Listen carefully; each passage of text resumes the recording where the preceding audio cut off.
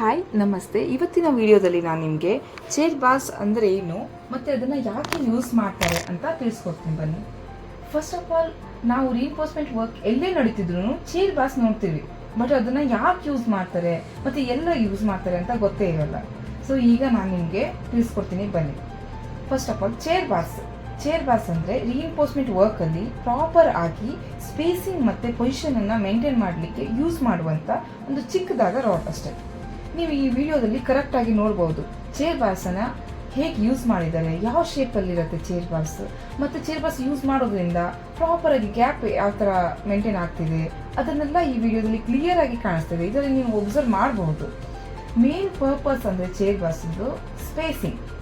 Chair bars reinforcement ಅಲ್ಲಿ correct ಆಗಿ spacing ಅನ್ನು ಮೇಂಟೈನ್ ಮಾಡುತ್ತೆ ಮತ್ತು ಯಾವುದೇ ಕಾರಣಕ್ಕೂ ರೀಇನ್ಫೋರ್ಸ್ಮೆಂಟ್ ಗ್ಯಾಪ್ ಕಡಿಮೆ ಆಗ್ಲಿಕ್ಕಾಗಲಿ ಜಾಸ್ತಿ ಆಗ್ಲಿಕ್ಕಾಗಲಿ ಬಿಡೋದಿಲ್ಲ. ಸೊ ಪ್ರಾಪರ್ ಸ್ಪೇಸಿಂಗ್ ಮೇಂಟೈನ್ ಆಗುತ್ತೆ. ಸೆಕೆಂಡ್ ಒಂದು ಬಂದ್ಬಿಟ್ಟು ಕವರ್. ಚೇರ್ ಬಾಸ್ ಪ್ರಾಪರ್ ಆಗಿ ಕವರ್ ಕೂಡ ಮೇಂಟೈನ್ ಮಾಡುತ್ತೆ.